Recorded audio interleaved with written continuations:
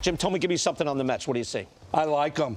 I was excited when Buck got hired, playing for Buck and understanding what he brings to the table, and then the acquisitions they brought in.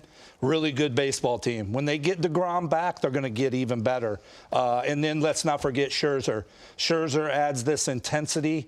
But I'll go back to Buck. Buck is all about attention detail. When you play for Buck, the moment you walk in the locker room every day, there's this feeling that you have that Buck brings. He's around. He doesn't step in the player's way, but he always, for me, the biggest thing, he lets his coaches do their job.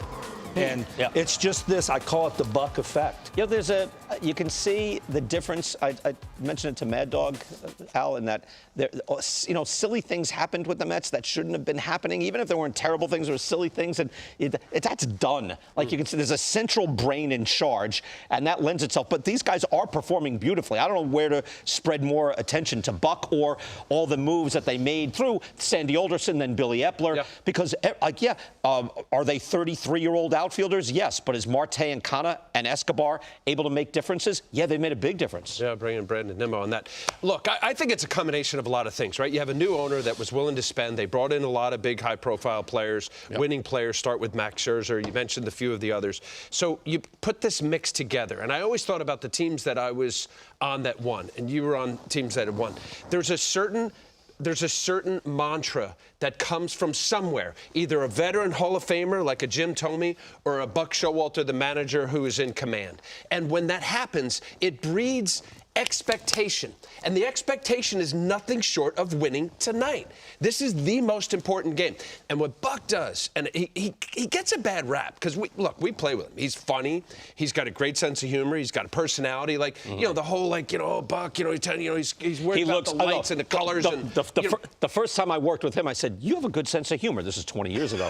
I said, and he goes, well, how do you not know? I said, you don't have a sense of humor on camera. And so, no, that image is still there and very stern, but he has a wry sense of humor, and his communication is still very good. Remember, I think this is significant, there were a bunch of older managers. Tony La Russa came back on his own accord, but Dusty Baker and Buck seem like the game has moved on past you, and now we got the young whippersnappers, right? That's happening. Yeah. And yet, now they're both back, and they're both thriving, and you can see, the immense knowledge that they have, they can still impart. See, now this is where I think it's so wrong, because no matter whether you're an all-star, perennial all-star, a Hall of Fame player, or us, guys even in the big leagues, they still want guidance. They want tutelage. They want instruction. They want coaching. They ebb and flow of, Jimmy, did you ever get in a slump?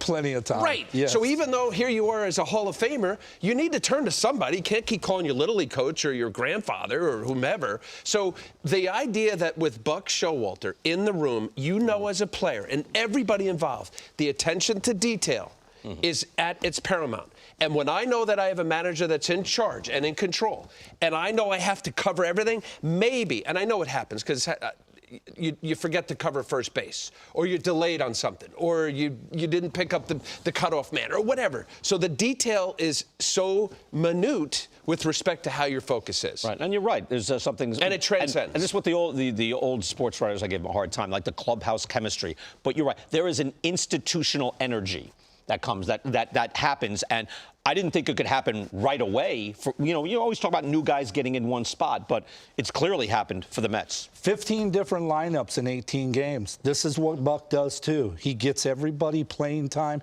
He makes everybody feel good. Uses his roster. He uses his roster. Jankowski you see out there all the time. That goes back to being organized, but he understands early in April, he's getting guys at bats, but he's also building the clubhouse and the morale and the excitement about what's going to be in the future.